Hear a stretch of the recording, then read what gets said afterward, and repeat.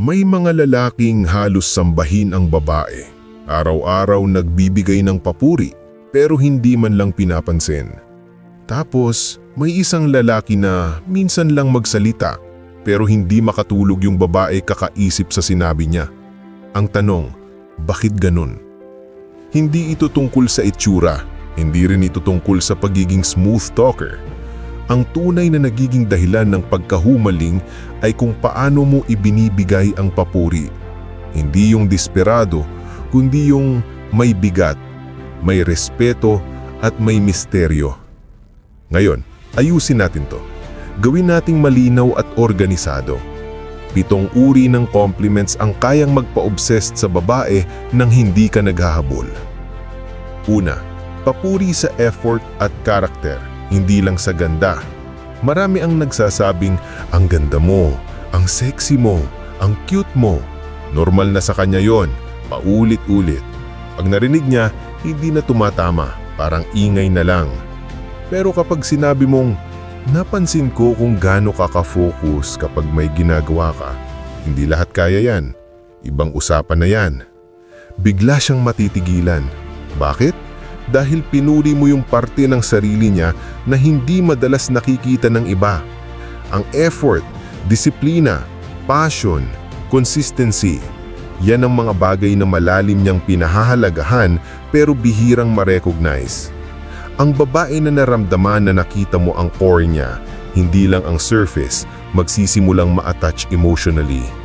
Hindi dahil gusto ka niya agad, kundi dahil nagbigay ka ng validation na rare at mahalaga. Sa psychology, tinatawag yan na emotional imprinting. Kapag ikaw ang nagbigay ng papuring nagpaparamdam sa kanya na valuable bilang tao, hindi lang bilang object, ikaw ang nagiging mental reference niya. Mapapansin mo rin na hindi ito needy. Wala kang hinihinging kapalit. Hindi mo siya sinasabing perfect, hindi mo siya nilalambing para makuha ang atensyon niya. Pinapakita mo lang na marunong kang makakita ng halaga. At kapag ang babae naramdaman na may lalaki na nakakaintindi sa effort niya, babalik siya doon. Uulit-ulit niyang hahanapin yung feeling na, finally, someone sees me. Diyan nagsisimula ang pagkahumaling. Hindi dahil hinahabol mo siya, kundi dahil nakita mo siya sa paraan na hindi ginagawa ng karamihan. Pangalawa, papuri may misteryo at emotional hook. Ito yung papuri na hindi mo tinatapos, yung tipong maghuhudyat pero hindi mo ibibigay ang buong sagot.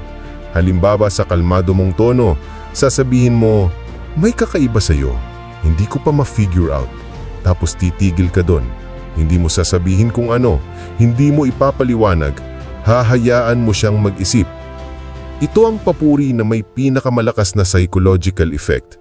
Ang utak ng babae naturally driven to seek clarity. Kapag may bagay na open-ended, lalo na emotionally charged, hindi niya kayang bitawan. Uuwi siyang iniisip kung ano yung nakita mo. Ano yung nakaiba? Maganda ba? Interesting? May meaning ba? At habang iniisip niya yon, ikaw ang tumatakbo sa isip niya. Hindi ito manipulation, ito ay paggamit ng natural human curiosity at emotional tension.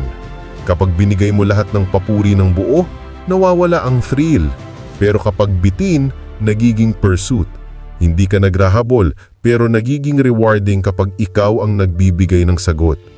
Ang isang lalaki na marunong magbigay ng ganitong papuri, nagiging unpredictable.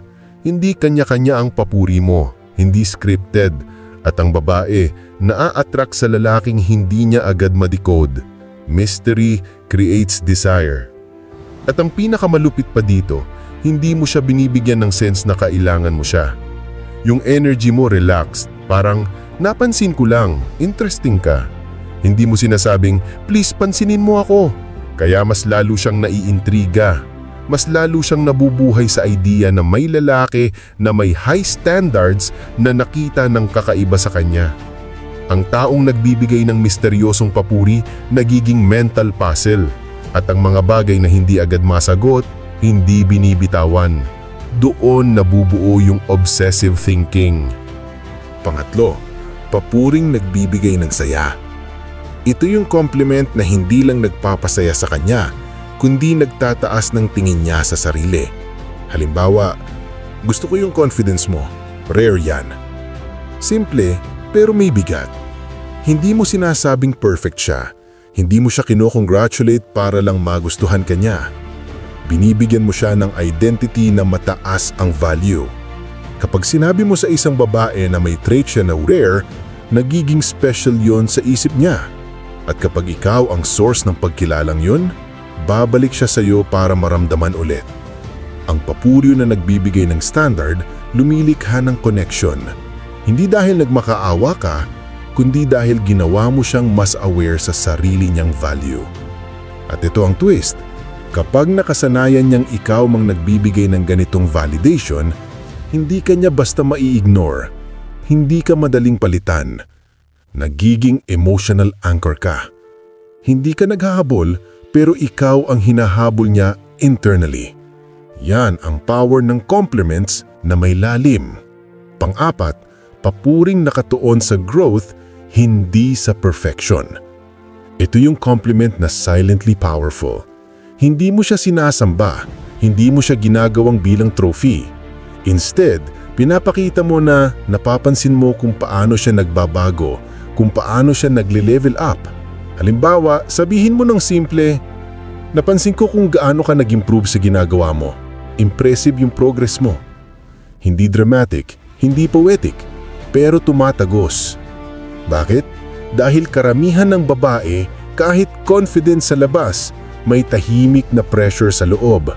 Lagi niyang iniisip kung sapat ba siya, kung may nangyayari ba sa effort niya, kung may napapansin bang resulta. Kapag sinabi mong maganda siya, oo, matutuwa siya saglit, pero hindi nun naa-address yung deeper insecurity niya. Kapag sinabi mong may growth siya, tinatamaan mo yung core fear niya na walang nakakapansin sa paglalaan niya ng oras, pagod at improvement. Psychologically, nakakapag-trigger ito ng attachment. Ang utak ng tao naturally humahanap ng source ng validation na may depth. Kapag ikaw ang nagbibigay ng recognition sa progress niya, nagkakaroon ka na ng emotional authority sa isip niya. Hindi dahil kinokontrol mo siya, kundi dahil ikaw yung taong nakakakita ng movement sa buhay niya, hindi lang ng resulta. May isa pang layer dito. Kapag pinuri mo ang growth niya, subtly sinasabi mo rin na hindi mo siya tinitingnang perfect. Ibig sabihin, hindi ka intimidated sa kanya. At yung energy na yon, yung calm confidence na hindi mo kailangan siyang i-worship, nagiging magnetic. Hindi ka nagmakaawa para mapansin, pero naparamdam mo na aware ka sa journey niya. Over time, kapag nasanay siyang ikaw ang nakakapansin sa evolution niya, babalik siya sa iyo para maramdaman ulit.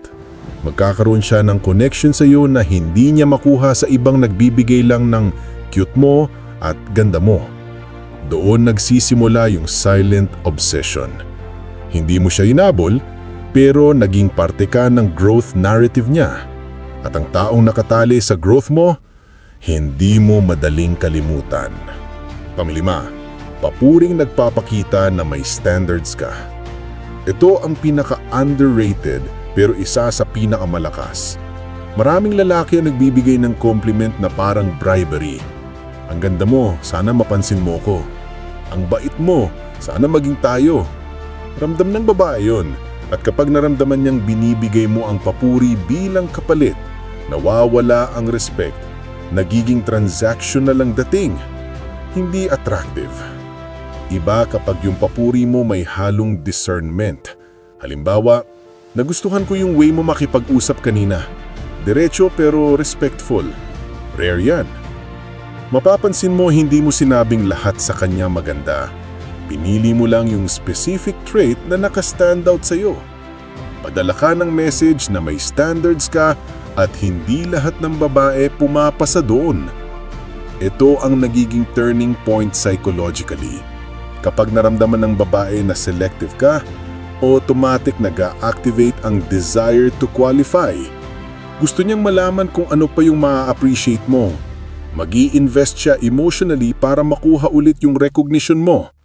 Hindi dahil desperate siya, kundi dahil nasa nature ng attraction ang pag-earn ng validation mula sa taong may high value. The moment na maramdaman niyang hindi mo siya kinokolektang as admiration source, pero napili mo siyang i-acknowledge, nagiging meaningful ang papuri mo. Hindi ito tulad ng papuring binabato ng ibang lalaki sa kung sino man. Rare, specific, may timbang. At ang pinakamalakas dito, hindi mo sinasabing kailangan mo siya. Ang energy mo parang, napansin ko yung magandang trait mo, impressive, pero hindi ko ibibigay sa iyo ang buong sarili ko dahil lang doon. Yung subtle distance na yon, combined with recognition, nagiging intoxicating. Kapag ang babae nakaramdam na may lalaking may standards, pero siya ang nakaabot doon kahit konti, magsisimula siyang ma-attach. Gusto niyang patunayan ulit. Gusto niyang magstay sa level na yun sa paningin mo.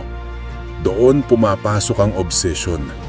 Hindi mo siya hinabol, pero ngayon siya ang gustong mag-earn ng space sa buhay mo. Pang-anim, papuring nagbibigay ng sense of uniqueness.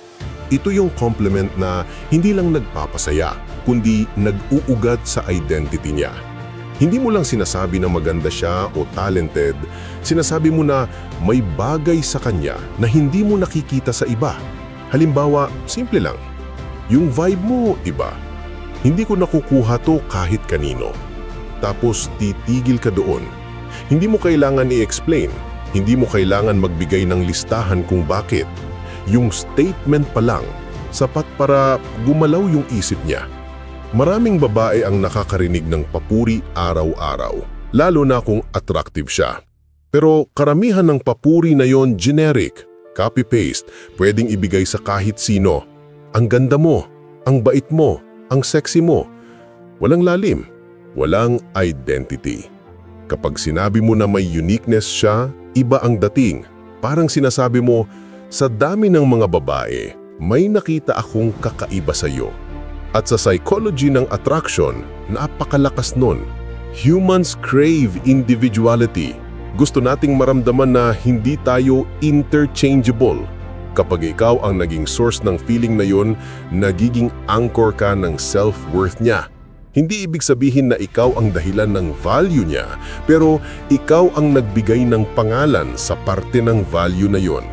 Ang uniqueness compliment nagtitrigger ng deeper attachment dahil nagiging narrative ka sa isip niya. Hindi ka lang lalaki na nagbigay ng papuri. Ikaw yung lalaki na nakakita ng bagay sa kanya na hindi napapansin ng iba. At kapag na-attach ang identity sa isang tao, napakahirap niyang putulin. May isa pang malupit na epekto nito. Nagiging challenge ka. Kapag sinabi mong unique siya sa paningin mo, hindi mo sinasabing forever yun. Subconsciously, gusto niyang mapanatili yun. Gusto niyang manatili sa level ng tingin mo. Kaya mas nag-i-intest siya emotionally, behaviorally, pati sa interactions nyo. Hindi mo siya hinahabol, hindi mo siya kinukulong, pero dahil binigyan mo siya ng identity na rare, ikaw ang nagiging reference point niya ng uniqueness niya. At ang taong may hawak ng narrative ng uniqueness, madalas siyang iniisip, hinahanap, at hindi madaling palitan. Pang-7, papuring may respectful distance. Ito yung papuri na pinakamalakas sa long-term attraction.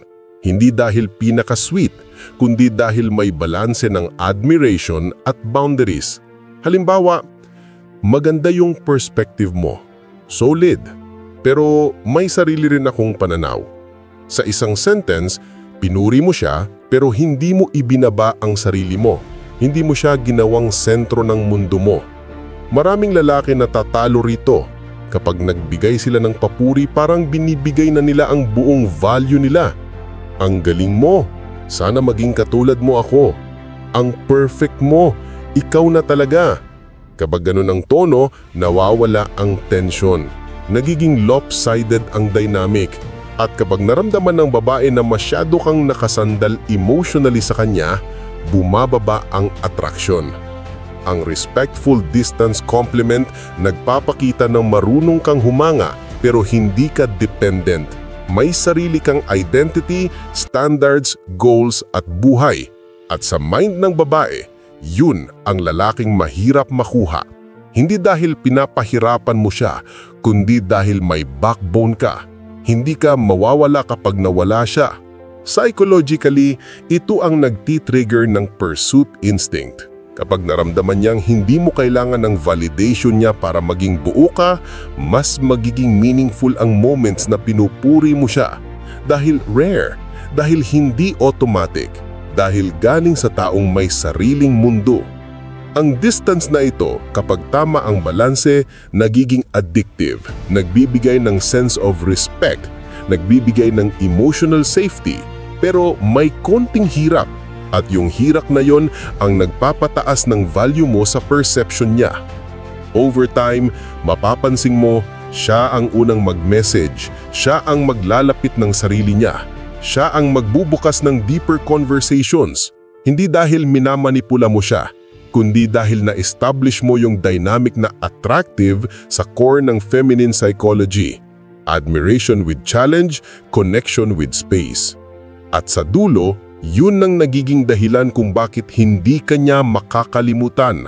Hindi mo siya hinahabol, pero nire-respeto mo siya habang nananatiling grounded sa sarili mong value. Yun ang papuri na nagiging obsession trigger.